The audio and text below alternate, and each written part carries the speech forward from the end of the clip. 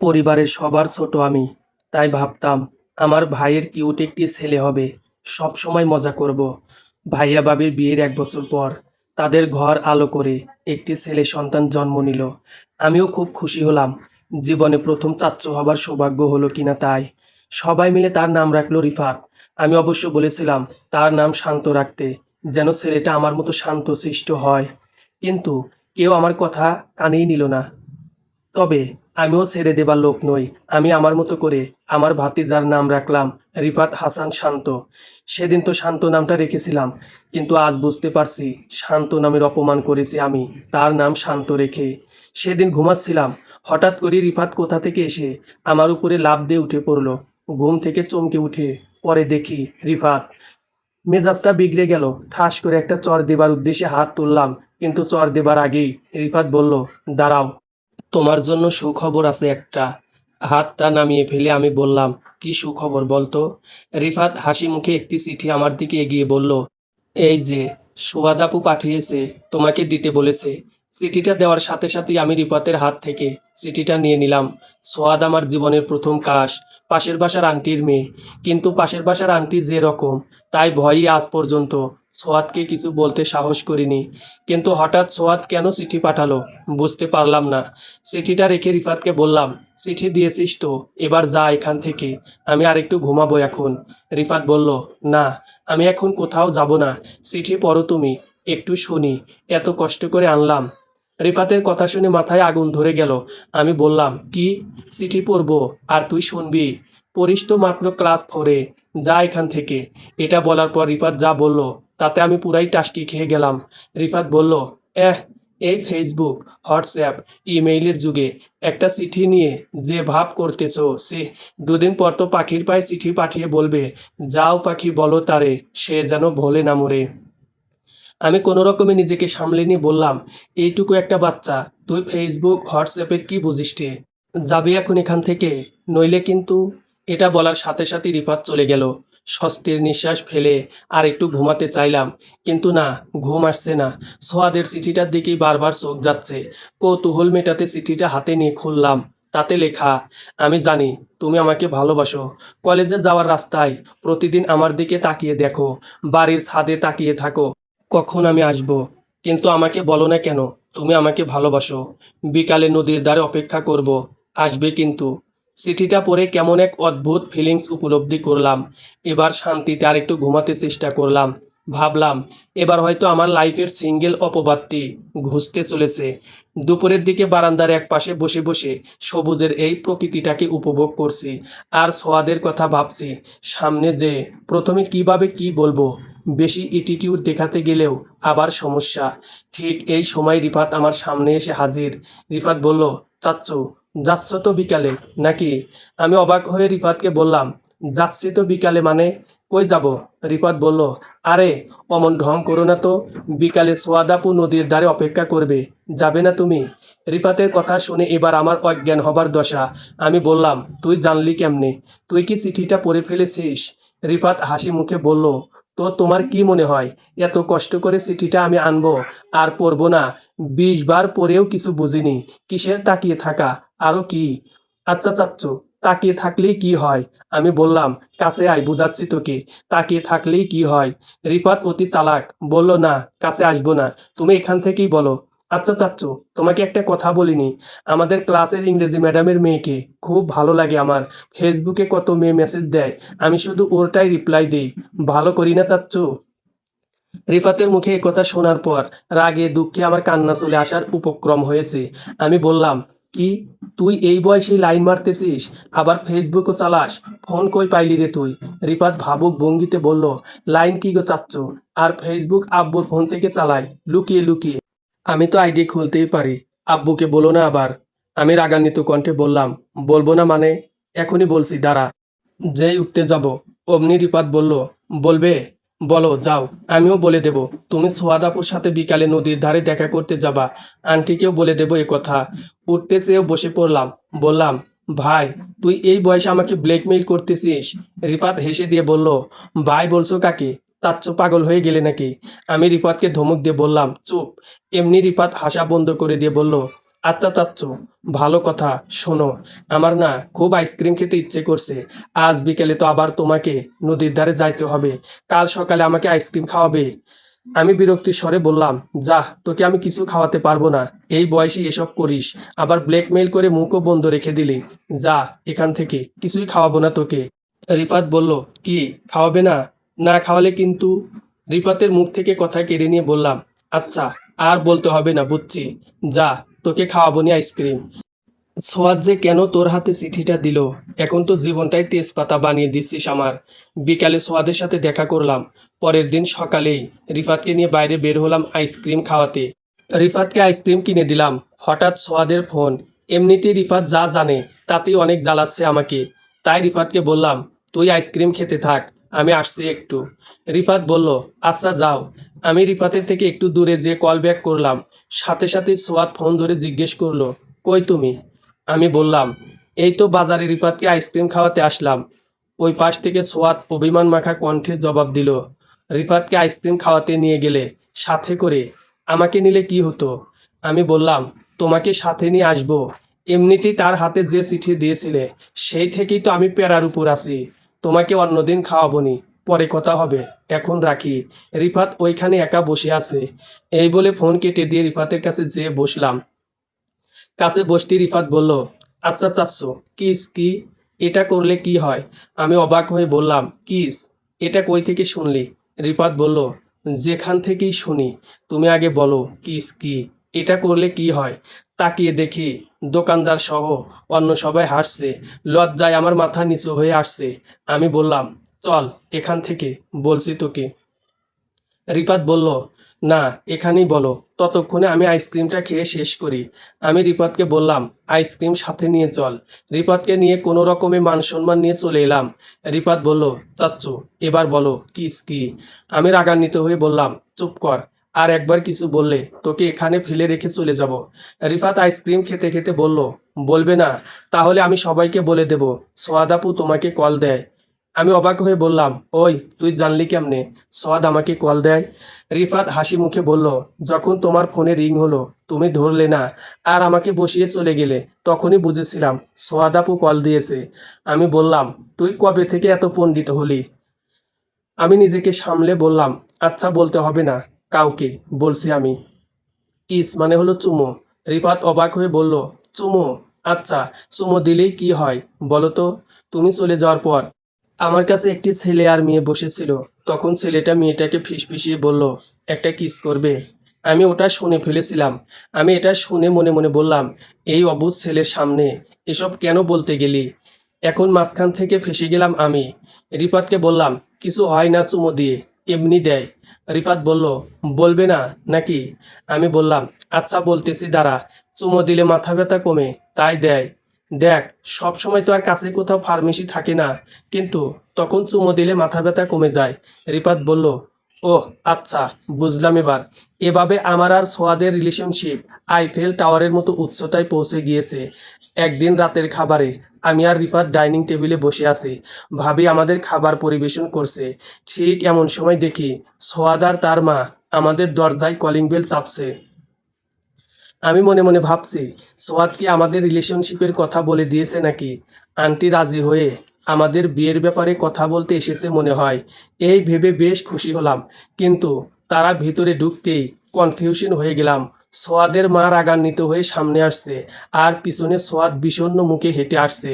Aunty এসেই ভাবিকে বলছে, সিহ সিহ, কি ছেলে আপনার, এতটুকুই মাত্র বয়স, এখনই এসব?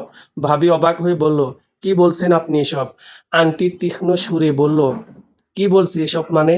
আজ সন্ধ্যায় আপনার ওই পিচ্চি ছেলে কি করেছে জানেন? আমাদের বাসায় গিয়ে সোয়াদের খোঁজ করছিল। পিচ্চি ছেলে আদর করে দিয়ে বললাম, সোয়াদ ছাদে আছে। একটু পর আমি গিয়ে যা দেখলাম, মুখেও আসছে না। আমি বললাম, কি দেখলেন আন্টি? আন্টি কান্না জড়িত কণ্ঠে বলল, দেখলাম এই পিচ্চি ছেলে সোয়াদের ঠোঁটে কিস করে দিল। এটা শুনেই আমার আর বুঝতে বাকি রইল না রিফাত কিছু বলতে যাবে, অমনি তার মুখ চেপে ধরে কোলে তুলে পাশের রুমে যেতে যেতে বললাম, কি করেছিস এসব তুই? সবাইকে শোনাতে জোরে জোরে বললাম, এই শিক্ষা দিয়েছি তোকে? রুম থেকেই শুনতে পেলাম, ভাবি বলতেছে, আন্টি ও পিচ্চি মানুষ, হয়তো কি ভেবে কি করেছে। আন্টি চিৎকার করে বলে চলে গেল, পিচ্চি তো জানেই, এজন্যই ক্ষমা করে দিলাম, কিন্তু এখনই শিখান, এখনই যদি এসব করে তাহলে বড় হয়ে কি করবে। আর কারো কোনো কথা শুনতে পেলাম না। বুঝলাম আন্টি সোয়াদকে নিয়ে চলে গেছে। এবার আমি রিফাতের মুখ থেকে হাত সরিয়ে নিয়ে বললাম, কি করেছিস এটা তুই? রিফাত নখ কামড়াতে কামড়াতে বলল, কি করেছি? তুমিই না সেদিন বললে চুমু দিলে মাথা ব্যথা কমে। সন্ধ্যায় সোয়াদাপুর কাছে গিয়েছি গল্প শুনতে। যেতেই আপু বলল, ভাই আজ মাথা ব্যথা করছে, কোনো গল্প বলতে পারবো না, আসছিস এমনি বসে থাক। সোয়াদাপুর কথা শুনে আমার তোমার কথা মনে পড়ে গেল, চুমু দিলে মাথা ব্যথা কমে, তাই গল্প শুনতে আমি সোয়াদাপুকে চুমু দিয়ে দিয়েছি। আমি বললাম, তাই বলে তোকে কে চুমু দিতে বলেছে? রিফাত বলল, তুমি বলেছো, দেখেই তো দিয়েছি। ঠিক তখনই আন্টি এসে হাজির। সোয়াদ আপুকে তো পরে বলেছি, তুমি বলেছো চুমু দিলে মাথা ব্যথা কমে, তাই আমি দিয়েছি, এখন সব দোষ আমার। আমি বললাম, কি তুই সোয়াদকেও বলেছিস? আমি ওই কথা বলেছি, কি করেছিস সেটা? দ্রুত বাসা থেকে বেরিয়ে নদীর ধারে গিয়ে মেসেঞ্জারে ঢুকলাম।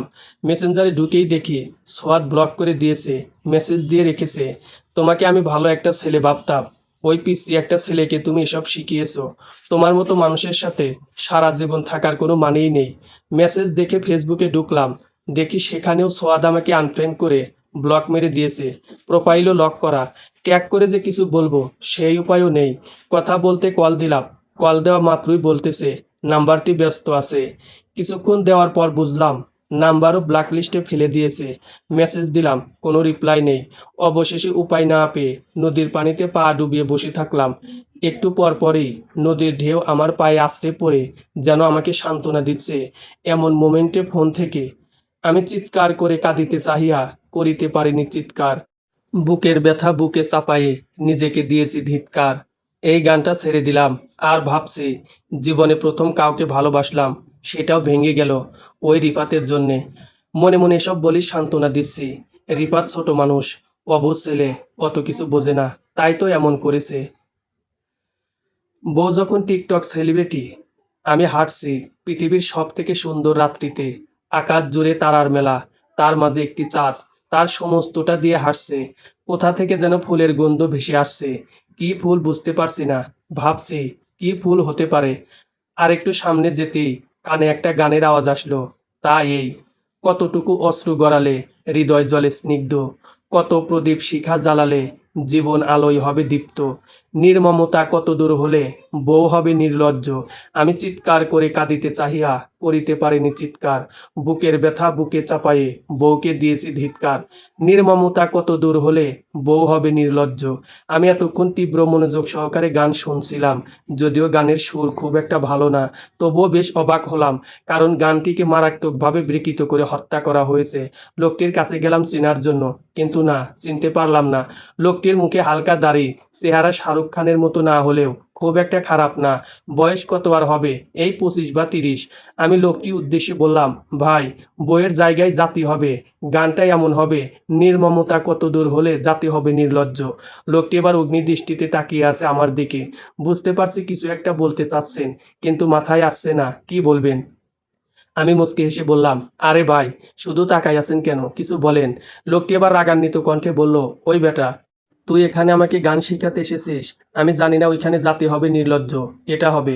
আমি বললাম, তাহলে যে বললেন বউ হবে নির্লজ্জ। লোকটি বলল, আমার মন চেয়েছে আমি বলেছি, তোর কোনো সমস্যা? আমি বললাম, না ভাই, কোনো সমস্যা নেই। তাই বলে গান এভাবে বিকৃতি করবেন? যাই হোক, কে ভাই আপনি, আগে তো দেখিনি। লোকটি মুখের উপরে ঠাস করে বলল, আমার নাম বাবলু, আমাকে দেখে আপনি কি করবেন? আমার মনে হচ্ছে লোকটি বেশ মজার। আমি বললাম, না ভাই, কিছু করব না, তাই এখানে এভাবে গান গাচ্ছেন যে? লোকটি বলল, আমার ইচ্ছা তাই গাইছি তো। লোকটির এমন তেরা তেরা কথা ভালো লাগছে না, তবু নিজেকে কন্ট্রোল করে বললাম, ভাই আমার নাম শেহজাদ, আমরা কি বন্ধু হতে পারি? লোকটি তাচ্ছিল্যের স্বরে বলল, বন্ধু হয়ে লাভ কি, এমনিতে যে জ্বালায় আছে। আমি বললাম, কেন ভাই, কি কষ্ট আপনার? লোকটি চোখ বড় বড় করে বলল, সেটা আপনাকে বলবো কেন? আমি বললাম, বলবেন, কারণ মনের কথা কাউকে শেয়ার করলে ব্যথা কমে, ইজি হওয়া যায়। খেয়াল করলাম বরফের মতো লোকটি আমার এই কথাই বলতে শুরু করেছে। লোকটি বলল, আচ্ছা শোনেন তাহলে। আমি বললাম, ওয়েট, আমি আপনার বন্ধু হলাম, যেহেতু তার উপর আমি আপনার ছোট, সো আমাকে তুই বা তুমি করে বলেন।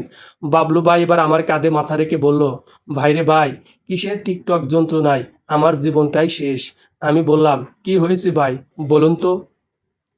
বাবলু ভাই বলল, তোকে কেন বলতে যাব, কি হয়েছে?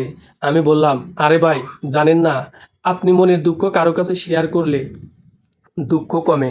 আপনি যদি মনের দুঃখ মনেই রেখে দেন, তাহলে দুঃখগুলো আগুন হয়ে আপনার বুক দিয়ে বেরোবে। তখন ফায়ার সার্ভিস এসেও সেই আগুন নিভাতে পারবে না। বাবলু ভাই বলল, শোন তাহলে, লেখাপড়া শেষ করার পর বাবা মা উঠে পড়ে লাগলো ঘরে বৌমা আনবে। তো আমি জীবনে কোনো মেয়েই পটাইতে পারিনি এখন পর্যন্ত। এখন বাবা মা বলতেছে, তাই আমিও রাজি হয়ে গেলাম। অনেক মেয়ে দেখা হলো, কোনো মেয়েকে আমার ভালো লাগে না, আবার কোনো মেয়ের আমাকে ভালো লাগে না। এভাবে বেশ কিছু মেয়ে দেখার পর অবশেষে আমার বর্তমান বউকে দেখতে গেলাম। নির্দিষ্ট সময় পর মেয়ে আসলো। মেয়েকে দেখে আমি পুরাই টাসকি খেয়ে গেলাম। একদম ন্যাচারাল বিউটি কুইন। একটু পরেই মেয়েটার সাথে আমাকে আলাদা একটি রুমে কথা বলার জন্য পাঠালো। অনেকক্ষণ রুমে দুজনে দাঁড়িয়ে আছি, কিন্তু মেয়েটা কিছুই বলছে না। অনেকক্ষণ পরে আমি বললাম, আচ্ছা আপনার নামটা যেন কি? মেয়েটি ঠাস করে বলল, নাম জিজ্ঞেস করার জন্যে এখানে এক্সট্রা কথা বলতে এসেছেন? এটা তো ওখানেই জিজ্ঞেস করতে পারতেন। আমি মনে মনে ভাবলাম, সত্যিই তো। এই ভেবে কিছুটা লজ্জাও পেলাম। তারপর আমি বললাম, আচ্ছা আপনি মেকআপ করেন না? মেয়েটা আবার তৎক্ষণাৎ বলল, না, মেকআপ করি না। দেখুন, আজকাল সব মেয়েরা যতই কালো হোক, তারা কিন্তু মেকআপ করে, সুন্দরী হয়ে যায়। কিন্তু আমি আপনাকে ঠকিয়ে বিয়ে করতে চাই না। আমি যেমন আছি তেমনি দেখে পছন্দ হলে বিয়ে করতে পারেন, না হয় বাদ দিন। মেয়ের কথা শুনে খুব খুশি হলাম। এমন সত্যবাদী মেয়ে এ যুগে পাওয়া যায় না। তাই আর কিছু না ভেবেই বাইরে এসে বাবা মাকে বললাম, আমি রাজি। এই মুহূর্তে আমি বললাম, বাহ, ভাবি তো তাহলে খুব ভালো। সমস্যাটা কোন জায়গায় তাহলে? বাবলু ভাই বলল, আগে পুরোটা শোন, তারপর বল। এই বলে বাবলু ভাই আবার বলা শুরু করলেন। নির্দিষ্ট দিনে আমাদের বিয়ে হলো। বিয়ের কিছুদিন বেশ ভালোই কাটছিল। তারপর থেকেই আমার জীবনে কালবৈশাখী ঝড় নেমে এলো। বউ যে আমার টিকটক করে, এটা আগে জানতাম না। বলেওনি আমাকে।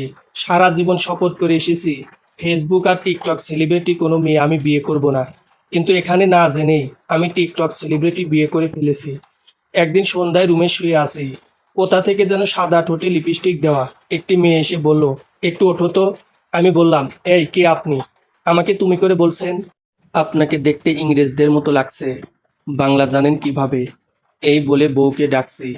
সামনের মেয়েটি যথারীতি আমার সামনে দাঁড়িয়ে আছে। একটু পরেই সামনের মেয়েটি বলল, ধুর, আমিই তো তোমার বউ, তুমি আমাকেও চিনতে পারতেছো না? হায়রে কপাল আমার। আমি বললাম, তুমি এভাবে মেকআপ করেছো? তুমি না বিয়ের আগে বললে মেকআপ করো না? বউ বলল, আগে ওঠো তো। আমি বললাম, কেন? বউ বলল, আরে ওঠো, কাজ আছে। যেই উঠলাম, অমনি বউ ফোন বের করে ক্যামেরা অন করে দিল। আমি বললাম, কি করো এসব? বউ বলল, তোমাকে নিয়ে একটা টিকটক করব। কথাটা শুনেই শরীরে আগুন ধরে গেল। আমি বললাম, কি টিকটক করবে মানে? এখানে এসব চলবে না।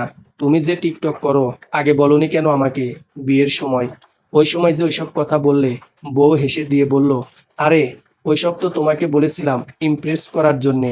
বাবা মা সারাক্ষণ খোঁটা দিত, আমাকে কেউ বিয়ে করবে না, সারাক্ষণ পরে পরে টিকটক করি, এমন মেয়েকে কে বিয়ে করবে? তাই ওইসব বলে তোমাকে ইমপ্রেস করে তোমার গলায় ঝুলে পড়লাম আর কি। বউয়ের মুখে এ কথা শুনে মাথাটাই গরম হয়ে গেল আমার। কিসের টিকটক? সোজা রুম থেকে বাইরে চলে গেলাম।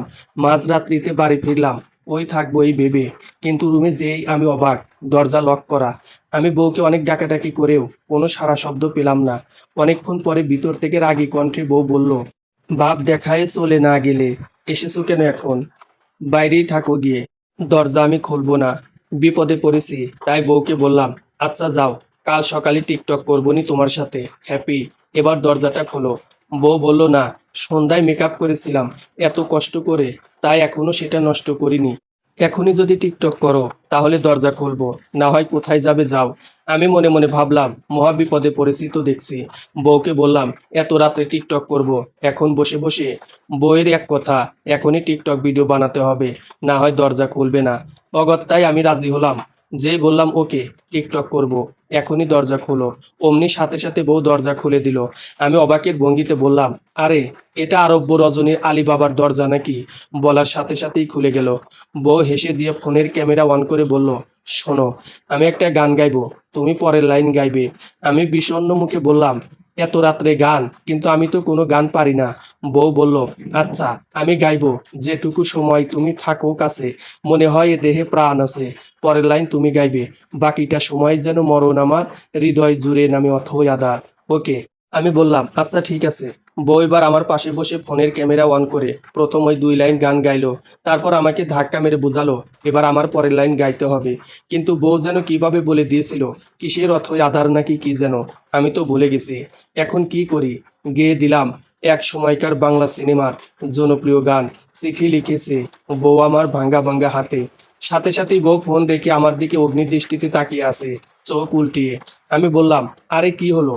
যেভাবে চোখ উল্টিয়ে তাকাই আছো, পরে তো চোখ আর সোজা হবে না, শুধু শুধু আমার টাকা যাবে। বউ এবার কান্না করে দিয়ে বলল, এটা কি করলে তুমি? আমি তোমাকে কি গাইতে বললাম আর তুমি কি গাইলে? কত ফ্যান ফলোয়ার আমার, এখন কি ভাববে? আমার ইমেজটাই নষ্ট করে দিলে তুমি। এ কোন আবুল্লারে বিয়ে করলাম আমি, জীবনটাই শেষ হয়ে গেল। আমি বললাম, আরে আমি তো ভুলে গিয়েছিলাম কি গাইতে বলেছো, তাই ওইটা গেয়ে দিয়েছি। ভালো করছি না? বউ আমার আর কোনো কথা না বলে চুপচাপ শুয়ে পড়লো, শুধু বলল, আমি একাই টিকটক বানাবো, তোমাকে আর কখনো বলবো না, আবুল কোথাকার। বউয়ের মুখে এ কথা শুনে বেশ খুশি হলাম আমি। যাই হোক, টিকটক যন্ত্রণা থেকে তো অন্তত রক্ষা পেলাম। এভাবেই খেয়ে না খেয়ে দিন যাচ্ছে। বউ সারাদিন পরে থাকে টিকটক নিয়ে, রাত্রে শান্তি মতো ঘুমাতেও পারি না। মাঝরাত্রিতে বউয়ের টিকটক করায় ঘুম ভেঙে যায়। প্রতিটা সময় আমার মনে হয় আমি নিজের বাসায় নয়, এফডিসির কোনো শুটিং স্পটে আছি। জীবনটাই অতিষ্ঠ হয়ে যাচ্ছিল। আরেকদিন মাঝরাত্রিতে বউ ঘুম থেকে ডেকে তুলে বলল, শোনো না, একটা টিকটক করি। আমি ঘুম ঘুম চোখে বললাম, সে আর নতুন কি? তুমি তো সব সময় এটা নিয়েই পড়ে আছো, এখন আমাকে জিজ্ঞেস করতেছো কেন? বউ বলল, তুমিও টিকটক করবে এখন। বউয়ের কথা শুনে আগে ঘুম পাখি উড়ে চলে গেল। চোখ বড় বড় করে বললাম, তুমি না সেদিন বললে আমাকে নিয়ে আর টিকটক করবে না? বউ বলল, সেটাই এমনি বলেছি। আর আজকে কোনো গান নয়, আমি শুধু বলবো আমি তোমার কে, তারপর তুমি আমাকে নিয়ে কিছু বলবা। কিন্তু এবার আর লাইভে যাচ্ছি না, রেকর্ড করব। আমি বললাম, যাই করো, আমি কিছুই করতে পারবো না। বউ বড় বড় চোখ করে বলল, কি কিছুই করতে পারবে না মানে? তাহলে আমি আম্মুকে যে বিচার দেব, তুমি আমাকে ঘুমাতে দাও না। আমি ভাবছি খাইছে আমারে, এ কথা বললে কি না কি ভাববে। এই লজ্জার চেয়ে কষ্ট করে টিকটক করাই ভালো। এই ভেবে বউকে বললাম, আচ্ছা তাহলে রেকর্ড চালু করো। বউ হাসি মুখে ফোনের ক্যামেরা অন করে মুখটা বাঁকিয়ে বলল, আচ্ছা বলো তো আমি তোমার কে? আমি হাসি মুখে বললাম, তুমি আমার বউ। বলার সাথে সাথেই বউ ক্যামেরা অফ করে কান্না জড়িত কণ্ঠে বলল, তুমি কি পাগল? তুমি কিছু বোঝো না। যখন আমি বললাম আমি তোমার কে, তুমি বলতে পারতে তুমি আমার হৃদয়, জান, প্রাণ, এসবের কিছু একটা। তা না বলে বললে তুমি আমার বউ। আমি তো তোমার বউই, এখন এটা সবাইকে শোনাইতে হবে তোমার? এমন করে ভিডিও বানালে আমার ফ্যান ফলোয়ারের সংখ্যা একদিনে কত কমবে ভাবতে পারো তুমি? ওকে, আবার চালু করছি নতুন করে। এবার কিন্তু এসব বলবা না, আমি তোমার হৃদয়, এমন কিছু একটা বলবা। আমি বিরক্তি কণ্ঠে বললাম, এত রাত্রে কি শুরু করলে তুমি? বউ বলল, চুপ, যা বলেছি তাই করো, নইলে কিন্তু আম্মুকে বলে দেব। বিপদে পড়েছি, কি আর করার। বউকে বললাম, আচ্ছা শুরু করো। বউ আমার আবার ক্যামেরা অন করে অমন ভাব নিয়ে বলল, আচ্ছা বলো তো আমি তোমার কে? আমার ঘুমটা ভেঙে দিছে, তার উপর এত জ্বালাচ্ছে। তাই আমি এবার বললাম, তুমি আমার কাটা, না পারছি ফেলতে, না পারছি গিলতে। এ কথা শোনার সাথে সাথেই বউ ফ্লোরে ফোনটাকে একটা আছাড় দিয়ে ভেঙে ফেললো, আর আমার দিকে এক দৃষ্টিতে তাকিয়ে আছে, কিন্তু কিছু বলছে না। আমি বুঝতে পারলাম চুপ থাকা মানে সাইক্লোনের আগাম সংকেত। তাই কোনো কিছু না ভেবে সাইক্লোনের হাত থেকে নিজেকে রক্ষা করতে কেটে পড়লাম। সেই যে এসেছি, একদিন হয়ে গেল, আজও বাড়ি যাইনি। এই বলে বাবলু ভাই আমার দিকে তাকিয়ে আছে। আমি বললাম, আহারে ভাই, আপনার ব্যথায় আমিও ব্যথিত।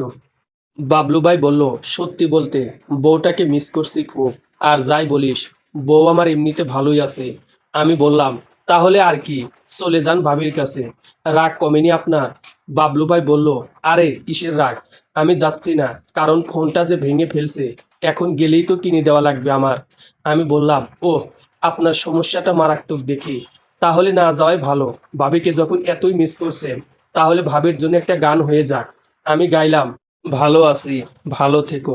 অতঃপর বাবলুবাইও আমার সাথে, আকাশের ঠিকানায় চিঠি লেখো, দিও তোমার মালাখানি, বাউলেই মনটারে। বাবলুবাইয়ের ভিতরে বাহিরে অন্তরে অন্তরে, ভাবি আপনি আছেন হৃদয় জুড়ে। বাবলুবাই এবার থেমে গিয়ে বলল, ওইভাবে বলে গানটার সুর নষ্ট করলি কেন? ভালোই তো গাচ্ছিলাম দুজনে। আমি বললাম, আমি তো ঠিকই গাইছি। ভাবি কি আমার হৃদয় জুড়ে আছে নাকি? আপনার হৃদয় জুড়েই তো আছে, তাই ওইভাবে বললাম। তাতে গানের সুর নষ্ট হলে আমি কি করব? বাবলুবাই আবেগজড়িত কণ্ঠে বলল, তুই আমার রিয়েল ভাই রে। আয় ভাই, বুকে আয়, ঠিকই গিয়েছিস তুই। আমি বললাম, হয়েছে থাক, বেশি আবেগী হয়ে গেলে আবার কথা বলার ভাষা খুঁজে পাই না আমি। এটা শোনার সাথে সাথেই বাবলুভাই হেসে দিল, সাথে আমিও হেসে দিলাম। হাসার কোনো কারণ না থাকলেও কারো সামনে কেউ হাসলে, কিছু না বুঝলেও হাসতে হয়, এটাই প্রাকৃতিক নিয়ম। কারণ একটি হাসি অমূল্যে। করোনার সময় বিয়ে হতে সাবধান। কিছুদিন ধরেই মনটা খারাপ যাচ্ছে, ভালো লাগে না।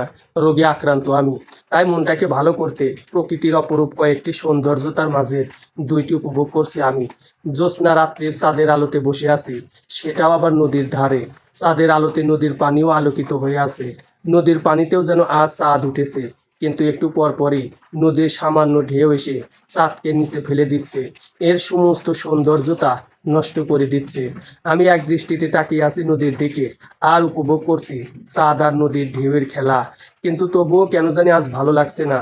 প্রকৃতির অপার এই সৌন্দর্যতাও আজ কেন যেন খুব একটা আকর্ষিত করতে পারছে না আমায়। ভাবছি, এই সময় বাবলু ভাইয়ের দেখা পেলে খুব ভালো লাগতো, অন্তত মনটা ভালো হয়ে যেত। সেটাও হবে না, কারণ বাবলু ভাই মাত্র বিয়ে করেছে।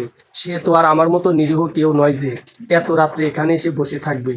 ঠিক এই মুহূর্তে আমার পিছনের দিকে গান শুনতে পেলাম, কথা হবে, দেখা হবে, প্রেমে প্রেমে মেলা হবে, কাছে আসা আসি আর হবে না, চোখে চোখে কথা হবে, ঠোঁটে ঠোঁট নাড়া দেবে, ভালোবাসাবাসি আর হবে না। ঠিক এমন সময় পিছনে ফিরে না তাকিয়েই আমি বললাম, ধুর, এসে কিসের স্যাড গান শুরু করে দিলেন? এমনিতেই মন ভালো নেই আজ আমার। পিছনে ফিরে তাকানোর কোনো দরকার নেই, কারণ বাবলু ভাইয়ের কণ্ঠ যেন আমি যুগ যুগ ধরে চিনি। তাই কণ্ঠ শুনি আমি শিওর এটা বাবলু ভাই। বাবলু ভাই আমার কাঁধে হাত রেখে পাশে বসে বলল, মনটা আমারও ভালো নেই রে, তাই এই মাঝরাত্রিতে স্যাড সঙ্গই বাজছে। আমি তার দিকে ফিরে বললাম, সে কি, আপনার মন ভালো নেই মানে? মাত্রই বিয়ে করলেন, এখন তো আপনার ভাবিকে নিয়ে জীবনের শ্রেষ্ঠ সময় কাটার কথা। মজা নিচ্ছেন আমার সাথে? বাবলু ভাই তাচ্ছিল্যের সুরে বলল, মজা নিতে যাব কেন? আমার আর শ্রেষ্ঠ সময়, এই করোনা ভাইরাসে বিয়ে করে আমার জীবনটাই তেজপাতা হয়ে গেছে। বাবলু ভাইয়ের মুখে এই কথা শুনে আমি মারাত্মকভাবে খুশি হলাম। তার মন খারাপ মানে আমার মন শিওর ভালো হবে। তাই আমি আগ্রহ নিয়ে বললাম, বিষয়টা নিয়ে ঝেড়ে কাশুন তো দেখি। বাবলু ভাই বলল, শুনবি? শোন তাহলে। কি এক করোনা ভাইরাস এসেছে দেশে, জানিস তো? এই ভাইরাসে কে কখন মরে যায় ঠিক নেই তো। তাই বাবা মা ঠিক করলো তার ছোট ছেলে, মানে আমার বউ, সন্তান দেখে যাবে। কিন্তু আমি কোনো মতেই এখনই বিয়ে করতে রাজি ছিলাম না। একদিন জোর করে ভাইয়া ভাবি আর আব্বু আম্মু সহ আমাকে সাথে নিয়ে গেল মেয়ে দেখতে। বিশ্বাস কর, মেয়েটাকে দেখার আগ পর্যন্ত আমার সিদ্ধান্ত ক্লিয়ার ছিল, এখনই বিয়ে করব না। কিন্তু মেয়েটাকে দেখার পর, এই বলে বাবলু ভাই থেমে গেল। আমি বললাম, এ কি ভাই, থেমে গেলেন কেন? বলেন, মেয়েটাকে দেখার পর? বাবলু ভাই আমার দিকে অগ্নির দৃষ্টিতে তাকিয়ে বলল, তুই মেয়েটাকে দেখার পর বলতেছিস কেন? বল, ভাবিকে দেখার পর। আমি বললাম, ও হ্যাঁ, সরি ভাই, ভাবিকে দেখার পর। বাবলু ভাই আবারও বলতে শুরু করলো, যখন আমি মেয়েটাকে দেখলাম তখন অবাক হয়ে গেলাম। এত সুন্দর কোনো মানুষ কিভাবে হয়? এমন সুন্দরী মেয়ে আমি হাতছাড়া করতে চাই না। তাই সাথে সাথে বিয়ে করতে রাজি হয়ে গেলাম। মেয়েটাও রাজি হয়ে গেল। নির্দিষ্ট দিনে আমাদের বিয়ে হলো। সেদিন ছিল আমাদের বাসর রাত। বাসর ঘরে ঢোকার আগে ভাবি বলল, শোন, তোমার বাবা মায়ের ইচ্ছা ছিল তোমার বউ দেখবে, সেটা তো দেখা হলো। এবার দ্বিতীয় ইচ্ছাটাও দ্রুত পূরণ করো। 1 মাসের মধ্যে যেন আমার কোলে দেবরের সন্তান থাকে। ওকে? আমি অবাক হয়ে বললাম, এ কি বলছেন ভাবি, 1 মাসের মধ্যে? কি বলছেন এসব? ভাবি একটা হাসি দিয়ে চলে গেল। আমিও কিছুটা লজ্জা পেয়ে বাসর ঘরে ঢুকে পড়লাম। বাসর ঘরে ঢুকেই মনটা আমার খারাপ হয়ে গেল। ছোটবেলা থেকেই শুনছি বাসর ঘরে বউ ঘোমটা টেনে বসে থাকে, এখানে এসে দেখি তার উল্টো। আমি বউকে বললাম, ঘোমটা দাও তো একটু। বউ বলল, কিসের ঘোমটা, কেন দেব? আমি বললাম, আমি ঘোমটা তুলে তোমাকে দেখতে চাচ্ছিলাম একটু। বউ বলল, এসব ঢং ছাড়েন, এটা শোনার সাথে সাথে মনটা আমার খারাপ হয়ে গেল। তবুও আজকের এই বিশেষ রাতে মন খারাপ করলাম না। একটু আনইজিও লাগছে। জীবনের প্রথম এই রাত বলে কথা। তাই একটু ভয়ে ভয়ে খাটের দিকে যেই উঠতে যাব, বউ আমার চিৎকার করে বলল, এ কি, আপনি এখানে আসছেন কেন? এখনই নামেন এখান থেকে। বউয়ের মুখে একথা শোনার পর আমি টাসকে খেয়ে গেলাম। এখন আমার বাংলা সিনেমার বাপ্পারা যে ডায়লগ দিতে ইচ্ছে করছে, এ আমি বিশ্বাস করি না। মনে মনে ভাবছি, অন্যের হবু বউ মনে হয় বিয়ে করে ফেলেছি। এ আমি কি করলাম? জীবনটাই শেষ। আমি বইয়ের উদ্দেশ্যে বললাম, তুমি কি এখন বাংলা সিনেমার ডায়লগ দিবে নাকি? আমি সাগরকে আমার জীবনের থেকেও বেশি ভালোবাসি। আপনি আমার কাছে আসতে চেষ্টা করবেন না, একদম। যদি জোর করে কাছে আসেন তাহলে আমার দেহ পাবেন কিন্তু মন পাবেন না। এসব ডায়লগ দিবে তুমি এখন? আমার মুখে এসব কথা শুনে বউ আমার ফিক করে হেসে দিল। যেই হাসিতে আমার খুশি হওয়ার কথা, সেই হাসিতে এখন আমার শরীরে আগুন ধরে যাচ্ছে। আমি বললাম, আমি ভেবেছিলাম তোমার মুখের মতোই মনটাও সুন্দর, তাই বিয়ে করতে রাজি হয়েছিলাম। কিন্তু জানতাম না তোমার মন কোনো এক স্টুপিড নিয়ে নিয়েছে। আমার এই কথা শুনে বউ আবারও হেসে দিল। আমি মনে মনে ভাবছি, কি ব্যাপার, যাই বলছি তাতেই হেসে দিচ্ছে। আমি কি কোনো জোকস বলেছি, নাকি আমার চেহারা দেখি ঝোকার মনে হচ্ছে? আমি তো জানি আমি সালমান খান, শাহরুখ খানের মতো না হলেও কোনো অংশে কমও না। কত মেয়ে আমার পিছনে লাইন মেরেছে, আর এর সামনে গাধা হয়ে যাচ্ছি। আসার আগে আয়নাতে নিজের চেহারা দেখে আসিনি বলে এখন আমার নিজের গালে নিজেকেই থাপড়াতে ইচ্ছা করছে। আমি বউকে বললাম, এ কি, তুমি হাসছো কেন বারবার? বউ বলল, তো হাসবো না কি করব? কি সব বলে যাচ্ছ? আমি কাউকেই ভালোবাসি না। আর ওই সাগরটা কি? আমি বললাম, সাগর কেউ না, উদাহরণ দিয়েছি। তাহলে কাছে আসতে দিচ্ছ না কেন? বউ বলল, আরে দেখো না, সারা দেশে এখন করোনা ভাইরাস। তোমার মধ্যে ভাইরাস থাকলে আমি মরে গেলেও কিছু যায় আসে না। আসো কাছে। কিন্তু যদি আমার মধ্যে ভাইরাস থাকে আর তুমি কাছে আসলে, যদি ভাইরাসে আক্রান্ত হয়ে মরে যাও, তখন আমি নিজেকে ক্ষমা করতে পারবো না। বউয়ের মুখে এই কথা শুনে আমি থ হয়ে গেলাম। মরতে আমি চাই না। আমি বললাম, তাহলে এখন কি করব? বউ বলল, তেমন কিছু না। 14 দিনের কোয়ারেন্টিনে থাকি। এই 14 দিন তুমি আমার কাছে এসো না, তারপর এসো, আমি কিছু বলবো না। আমার প্রতি প্রথম রাতেই বইয়ের এই চিন্তা দেখে বেশ খুশিই হলাম আমি। তাই একটা বালিশ নিয়ে সামনের সোফায় ঘুমিয়ে পড়লাম, ঠিক 3 ফুট দূরত্ব বজায় রেখে। মশার কামড় খেয়ে যাচ্ছি, ঘুম আসছে না। ভাবছি, এই মেয়ে মশাগুলো হয়েছে বজ্জাত। রক্ত খাবি, খেয়ে চলে যা। কানের কাছে প্যান প্যান করিস কেন? সারা রাত এমনি মশার কামড় খেয়েই কাটলো। সকালের দিকে একটু ঘুমিয়ে পড়েছিলাম, তাই উঠতে দেরি হয়ে গেল। উঠেই দেখি সর্বনাশ, 11টা বাজে। দ্রুতই উঠে ফ্রেশ হয়ে নিলাম, খেতে যাব। অমনি ভাবি সামনে। ভাবি আমার দিকে মুচকি হেসে বলল, কি ব্যাপার, আজ উঠতে দেরি হলো যে এত? রাতে খুব কষ্ট হয়েছে না? এমনিতে সারা রাত কেটেছে মশার কামড় খেয়ে, বউয়ের হাতটা পর্যন্ত ধরতে পারিনি।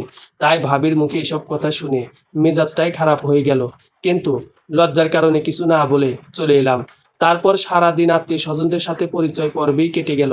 বিকালের দিকে একটু হাঁটতে বেরিয়েছিলাম। ফিরতে ফিরতে রাত হয়ে গেল। সবাই খেয়ে নিয়েছে, আমি একা একাই খেয়ে নিলাম। তারপর যথারীতি ফ্রেশ হয়ে সোফায় চলে গেলাম ঘুমাতে। এসে দেখি বউ আমার ঘুমিয়ে পড়েছে। ডাক দেবার প্রয়োজন বোধ করলাম না, কারণ ডাক দিলেও লাভ নেই। 14 দিনের আগে আজ মশাদের সাথে লড়াই করে হলেও ঘুমাবো বলে সিদ্ধান্ত নিলাম, যেন সকাল সকাল উঠতে পারি। কারণ আজ সকালেই ভাবি আমাকে নিয়ে যা মজা করেছে, সেটার আবার পুনরাবৃত্তি ঘটাতে চাই না। আজকের রাত বেশ ঘুমালাম, তাই পরের দিন সকালেই উঠে পড়লাম। খাবার টেবিলে সবার আগেই বসে আছি। একটু পর আস্তে আস্তে সবাই আসলো। বউ আমার খাবার পরিবেশন করছে। দুলাভাই আমাকে দেখেই বলল, এ কি শালা, তুমি আজ সবার আগে খাবার টেবিলে? সবাই আমার শালাবাবুকে বেশি বেশি করে খাওয়াও। এখন যে পরিশ্রম করছে সে, আবার সকাল সকাল উঠেও পড়ে, খুব কষ্ট যাচ্ছে বেচারার উপর দিয়ে।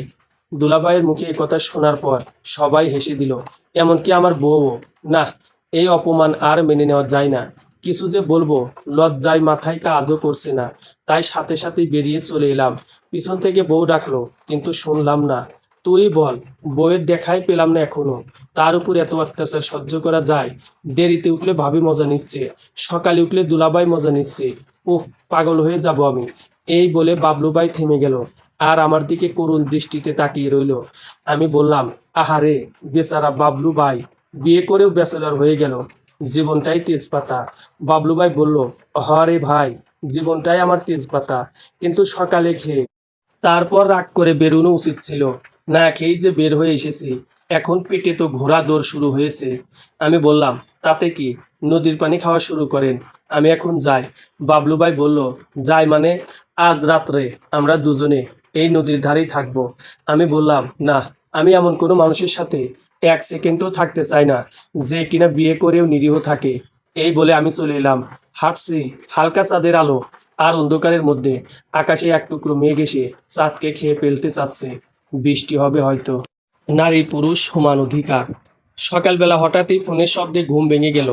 যদিও আমার ফোন বেশিরভাগ সময় সাইলেন্ট করা থাকে, তবুও আমার প্রিয় গানটা শোনার জন্যে মাঝে মাঝে রিংটোন অনেই করে রাখি। এই পৃথিবীতে একমাত্র শান্তি হলো ঘুমে। সেই ঘুমটাই ভেঙে গেল আমার ফোনের রিংটোনে। তবু বিরক্তি সহকারী ফোন ধরে হ্যালো বললাম। ওই পাশ থেকে দ্রুত কণ্ঠে বলল, শোন, আমি নদীর ধারে অপেক্ষা করছি, এখনই এখানে আইতো। এই বলি ফোনটা টুট করে কেটে গেল। কণ্ঠ শুনি বুঝলাম এটা বাবলু ভাই। কিন্তু এই সকালবেলায় কেন নদীর ধারে যেতে বলছে বুঝলাম না। কিন্তু আমাকে তো যেতেই হবে। তাই ঘুমটাকে নষ্ট করে অগত্যায় উঠে পড়লাম। কোনো মতে ফ্রেশ হয়ে নদীর উদ্দেশ্যে হাঁটা ধরলাম। যদিও ঘুম থেকে উঠতে খুব খারাপ লেগেছিল, তবুও এখন খুব ভালোই লাগছে। সূর্যি মামা তার দিনের প্রথম আলোটা প্রাণপণে দিতে চেষ্টা করছে। মাঝে মাঝে পাখি ডাকছে। সব মিলিয়ে অসাধারণ একটি মুহূর্তে হাঁটছি আমি। কিন্তু মনে মনে ভাবছি, এত সকালে বাবলু ভাই কেন ডাকছে? এসব ভাবতে ভাবতেই নদীর ধারে পৌঁছালাম। যেটি দেখলাম, বাবলু ভাই নদীর পানিতে পা ডুবিয়ে তীরে বসে আছে। আমি কোনো কথা না বলে সোজা বাবলু ভাইয়ের পাশে বসে পড়লাম। বাবলু ভাইও আমাকে দেখেও না দেখার ভান করে সামনের দিকে তাকিয়ে চুপচাপ বসে আছে। এভাবে অনেকক্ষণ কেটে গেল, কেউ কিছু বলছি না। অতঃপর আমি রাগ করে বললাম, আজব তো, ভাব নিচ্ছেন কেন এখন? কি হয়েছে বলেন? এই সকাল সকাল আমার ঘুমটা ভেঙে দিয়েছেন, এখন বলেন কি হয়েছে? বাবলু ভাই এবার আমার দিকে তাকিয়ে তাচ্ছিল্যের স্বরে বলল, সকাল সকাল ঘুম ভেঙেছি মানে?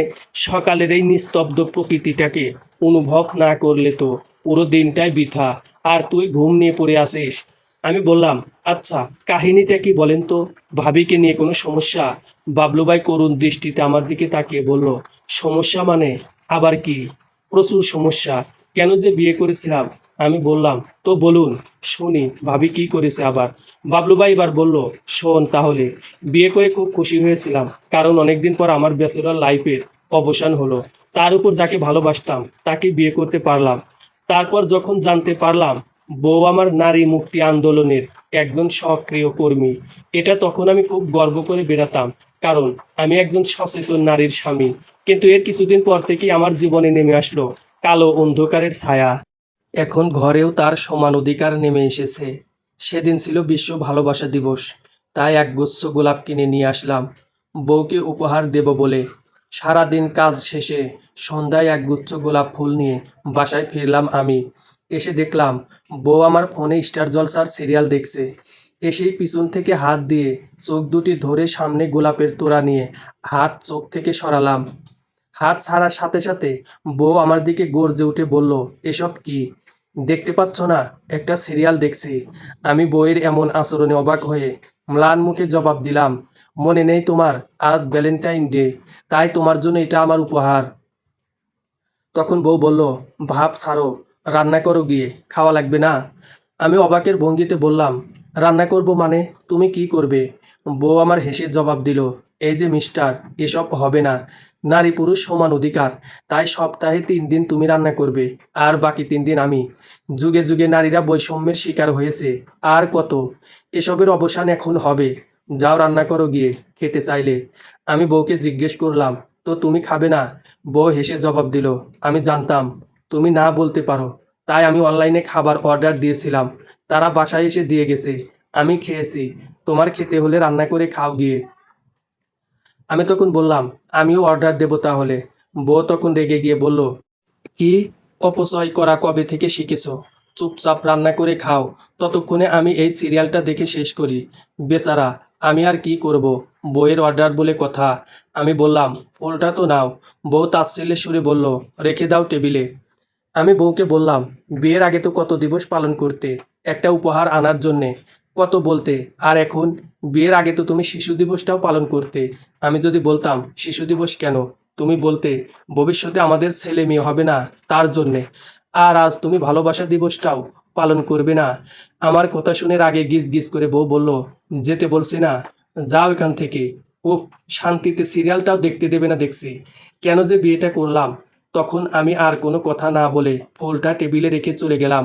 খাওয়া তো লাগবে, সারাদিন কাজ করে এসেছি। মনে মনে ভাবলাম, এর চেয়ে ভালো ব্যাচেলর লাইফই ছিল।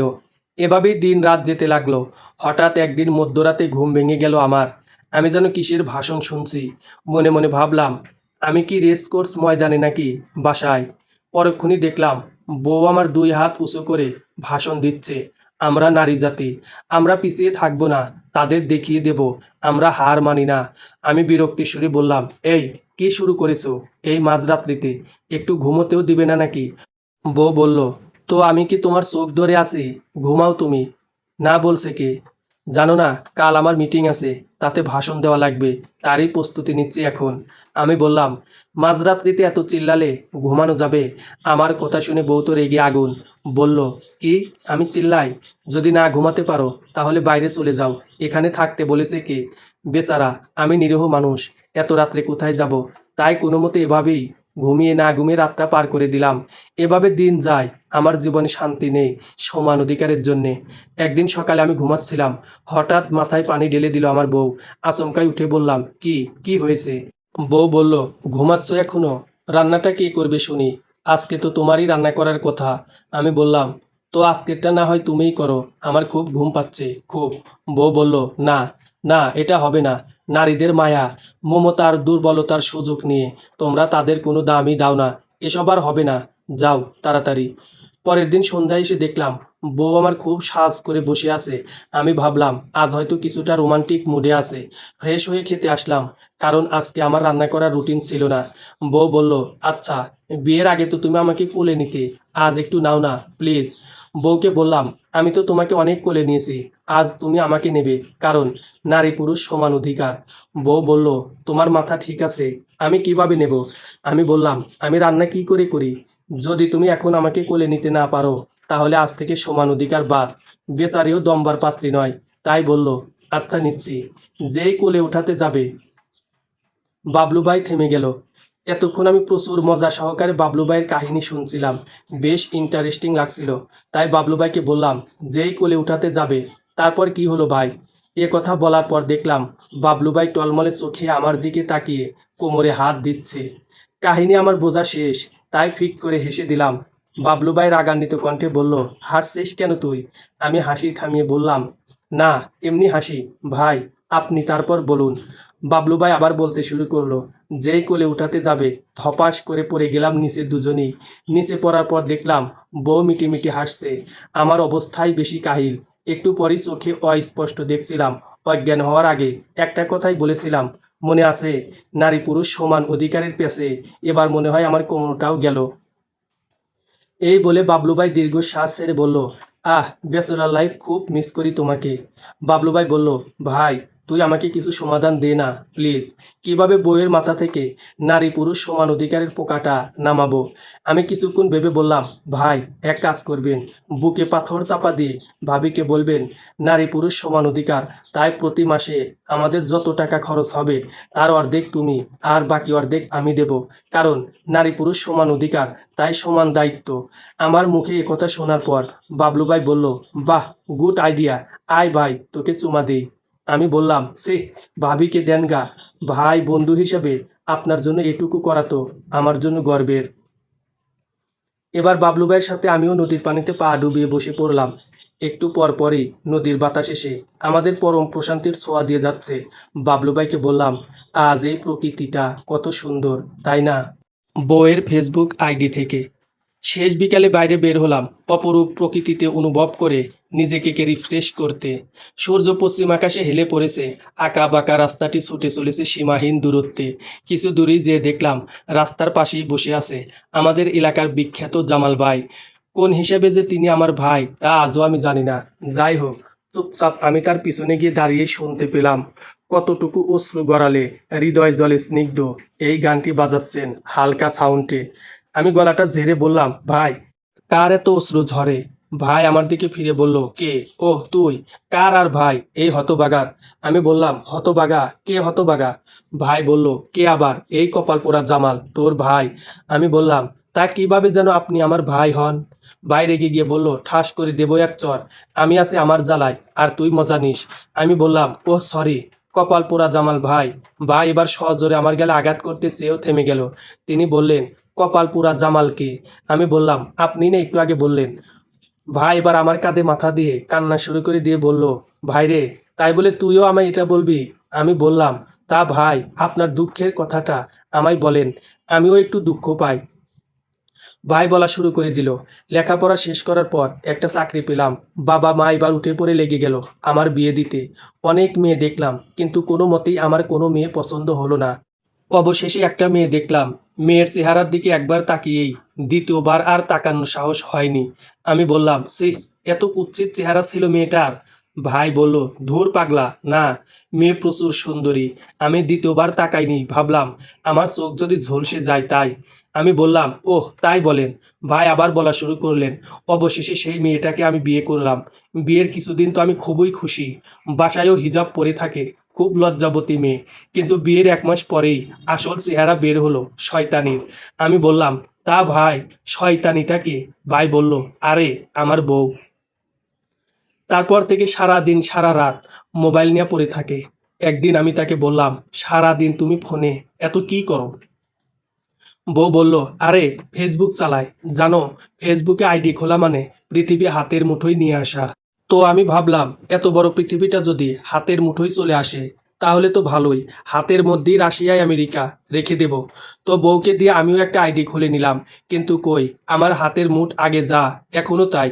বউকে এ কথা বলতেই বউ আমার রেগে আগুন হয়ে বলল, তুমি কি কিছুই বোঝো না? ওটার মানে তুমি সবার সাথেই যোগাযোগ করতে পারবা। তো আমিও মেনে নিলাম। তার কিছুদিন পর আমি রাস্তায় দাঁড়িয়ে আছি, দেখলাম প্যান্ট শার্ট পরা লম্বা একটি মেয়ে রাস্তা দিয়ে হেঁটে যাচ্ছে। আমি ভাবলাম, আমাদের বাংলাদেশে এইরকম মেয়ে আসলো কই থেকে? এটা নিশ্চয়ই আমেরিকার ফার্স্ট লেডি হবে। তাই দৌড়ে গেলাম একটা অটোগ্রাফ নেওয়ার জন্য। পিছন থেকে ডাক দিলাম, এই যে ম্যাম, একটা অটোগ্রাফ প্লিজ। মেয়েটা আমার দিকে তাকাতেই আমার অজ্ঞান হওয়ার মতো অবস্থা। আরে, এ দেখি আমার একমাত্র বউ।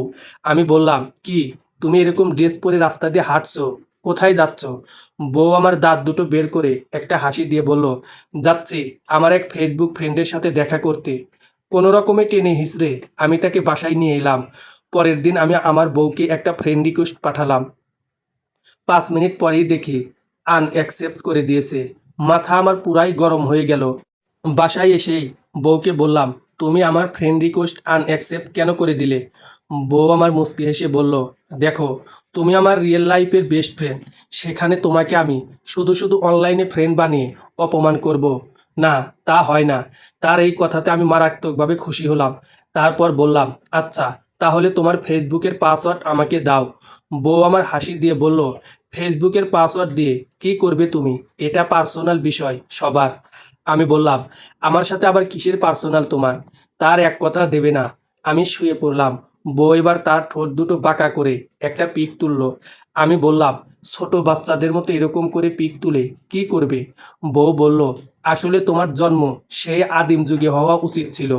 আধুনিক যুগে তো এরকম পিকই চলে। গুড নাইট বলবো সবাইকে।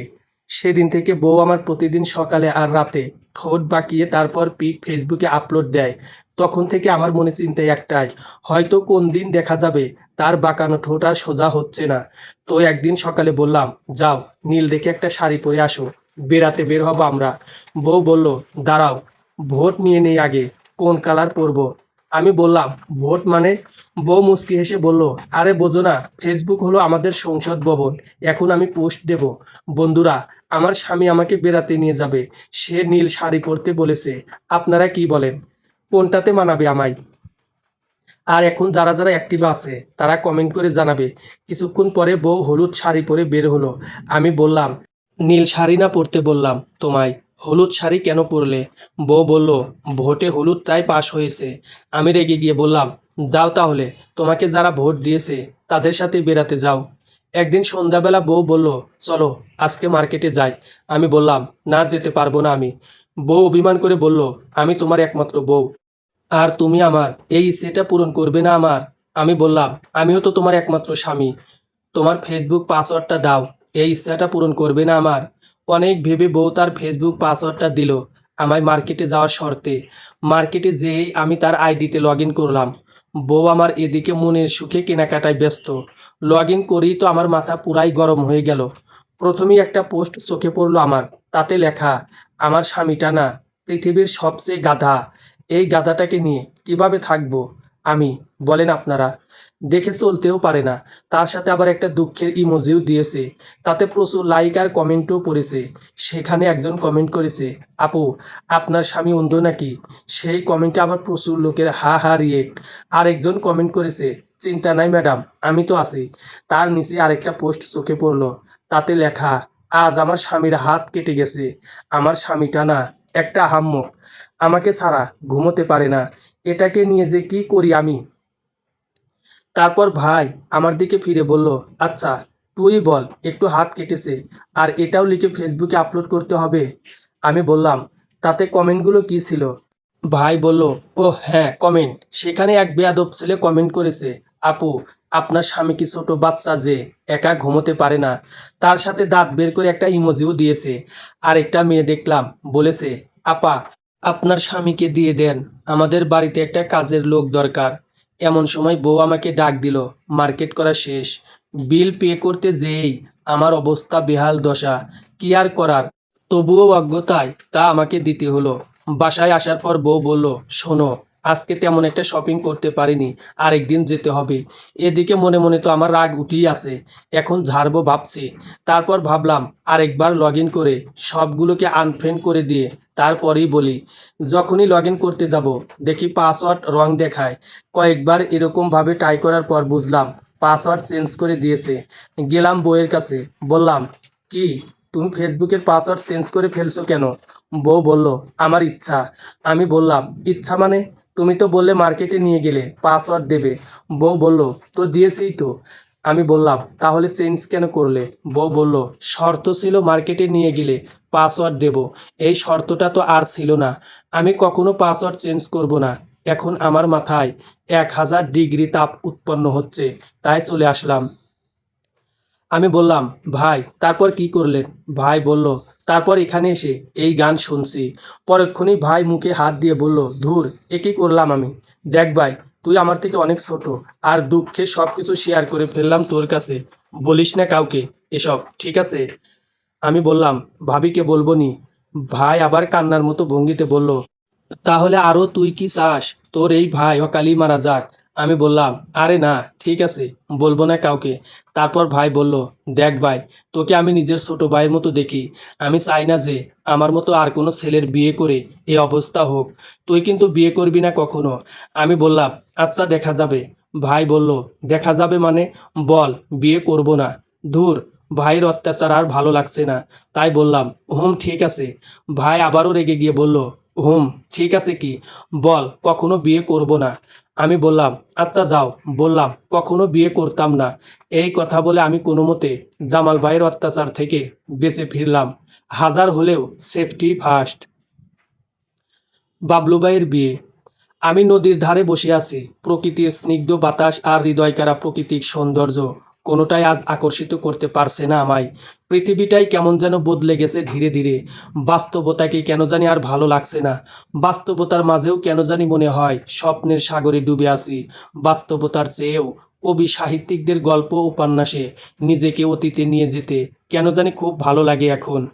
বাস্তবতার উপর এমন মনোভাব দ্রুতই চেঞ্জ করে ফেলা দরকার, কারণ এতে বারবার আমার জীবন অতীত দ্বারা প্রভাবিত হবে, সেটাও আবার গল্প উপন্যাসের চরিত্রগুলোতে। আমি বসে বসে সেটাই ভাবছি, কেন এখন বাস্তবতার জীবনকে অতিষ্ঠ মনে হচ্ছে আমার, কিন্তু কোনো কারণও খুঁজে পাচ্ছি না আমি। এ এক অদ্ভুত ফিলিংস, নিজেকে নিজেও বোঝাতে পারছি না এর কারণটা। একটু পরপর নদীর ঢেউগুলো আমার পায়ে আছড়ে পড়ছে। আমি শত ভেবেও আমার সমস্যার সমাধান করতে পারছি না। এমন সময় আমার পাশেই ঠাস করে একটি লোক বসে পড়ল। সেদিকে ফিরেই দেখলাম, আরে এ তো বাবলু ভাই। আমি বললাম, আরে বাবলু ভাই যে, কি খবর, কেমন আছেন আপনি? মনে মনে ভাবছি, যাক, এবার আমার মন ভালো করার ওষুধ পেয়ে গেছি। বাবলু ভাই বলল, আমার আর থাকা বিয়ের চক্করে জীবনটা পুরা আগুন হয়ে গেছে। আমি বললাম, কি বলছেন? আপনার বিয়ে আর আমি জানি না? এটা কিন্তু ভাই ঠিক করেননি। বাবলু ভাই বলল, ধুর, থামবি তুই? কিসের বিয়ে? তুই জানিস না বিয়ে তো আমি করেই ফেলেছি। এত কষ্ট করে তোর ভাবিকে বিয়ে করেছিলাম, আর এখন? আমি বললাম, ওহ, তাহলে শুনি দেখি কি কষ্ট হয়েছিল আপনার। বাবলু ভাই বলল, শোন তাহলে। জানিসই তো, বাবা মায়ের একমাত্র সন্তান আমি। লেখাপড়া শেষ করেও দিব্যি বাবার হোটেলে খেয়ে ঘুরে ফিরে বেড়াচ্ছি। দিনকাল তো ভালোই যাচ্ছিল। ঠিক এই মুহূর্তে আমার কাল হয়ে দাঁড়ালো পাশের বাসার আন্টি। আন্টি এসে আম্মুর কানে কান পরা দিল, এই বলে যে, দুনিয়ার যা অবস্থা, ছেলে তো বড় হয়ে গেছে আপনার, এবার তার বিয়ের দিকে নজর দেন, না হলে আবার কবে কাকে ধরে নিয়ে আসবে। বোঝেন না দিনকালের যা অবস্থা। ব্যাস, হলো। আম্মুও লেগে পড়লো আমার বিয়ে নিয়ে। অথচ নিজে কিছু করতে পারছি না বলে একজনকে ওয়েটিংয়ে রেখে দিয়েছি। আমি বললাম, এ কি বলছেন ভাই? তা ভাবির নাম কি? বাবলু ভাই বলল, সে কথা ছাড়, আসল কথা বলি শোন। তো সুবোধ ছেলের মতো নিজের অনিচ্ছা সত্ত্বেও যেতে হলো আমাকে মেয়েটাকে দেখতে। গিয়ে বসে আছি, কিন্তু মেয়েটার কোনো পাত্তা নেই। অনেকক্ষণ পরে মেয়েটা যখন আসলো, তখনই মেয়েটাকে দেখে আমার মাথা ঘোরাতে শুরু করলো। মেয়ে তো নয়, পুরো হাতি একটা। আমি কোনোমতে নিজেকে সামলে নিয়ে মুচকি হেসে মেয়ের বাবাকে বললাম, শ্বশুর আব্বা, এই বিয়েতে আমার কোনো আপত্তি নেই, শুধু আপনার কাছে আমার একটি চাওয়া। মেয়েটির বাবা হাসি মুখে বলল, হুম, বলো বাবা, কি চাও? আমি বললাম, একটা দড়ি, যেন আপনার মেয়েকে বিয়ে করার আগে আমি উপরে চলে যেতে পারি। এ কথা শুনে তো মেয়েটির বাবা রেগে আগুন। কোনো মতে মান সম্মান নিয়ে আমরা চলে আসলাম। পরের দিন গেলাম আরেকটা মেয়ে দেখতে। এখানে ওই একই কাণ্ড। অনেকক্ষণ পরে মেয়েটি আসলো। এবার আমি জ্ঞান হারালাম না, মেয়েটার উপর ক্রাশ খেয়ে গেলাম। আমি বললাম, তাই নাকি ভাই? বাবলু ভাই বলল, হুম, শোন, কেন ক্রাশ খেলাম? আরে ব্যাস, মেয়ে তো সেই চিকন, মনে হয় মাটির পুতুল, ধরতে গেলেই ঠাস, ভেঙে পড়ে যাবে। এবারও বাবা মাকে বাদ দিয়ে আমি মেয়ের বাবাকে বললাম, আপনার মেয়েকে যে আমি বিয়ে করতে পারবো, এটা আমার জন্য মারাত্মক সৌভাগ্যের ব্যাপার। কিন্তু আপনাকে একটা হার্টের সমস্যা বিষয়ে ক্লিনিক খুলতে হবে। মেয়ের বাবা বলল, তা কেন বাবা? আমি বললাম, আপনার মেয়ের যে কন্ডিশন, মিনিটে 4 বার করে হার্ট অ্যাটাক করবে, আর হার্ট অ্যাটাক করলেই আপনার ক্লিনিকে নিয়ে ভর্তি করে দেব। এই কথা শুনে মেয়েটির সে কি কান্না! আমি তো আবার কান্নাকাটি একদম সহ্য করতে পারি না, তাই সেখান থেকেও বিদায় নিলাম। এরপর বেশ কয়েকদিন কেটে গেল। আরেকটা মেয়ে দেখার ডেট পড়লো। এবার বাবা মা আমাকে সতর্ক করে দিল যেন আমি কোনো কথা না বলি। নির্দিষ্ট দিনে গেলাম মেয়ে দেখতে, কিন্তু এই মেয়ে সম্পূর্ণ অন্যরকম। যে দেখি আমাদের আগেই বসে আছে, কিন্তু প্রথমে চিনতে পারিনি। যখন গেলাম, তো দেখি ড্রয়িং রুমে সাদা চামড়ার একটা মেয়ে বসে আছে। মেয়েটাকে দেখে আমার বাবা মাও চিনতে পারেনি। মা বলল, তুমি কে মা, এখানে বসে আছো? এ বাড়িতে আমাদের মেয়ে দেখার কথা। আমি মনে মনে ভাবছি, বাংলাদেশে ইংরেজ মেয়ে আসলো কই থেকে? তখন দেখলাম মেয়েটি হাসি মুখে বলল, জি আন্টি, আমি সেই মেয়ে।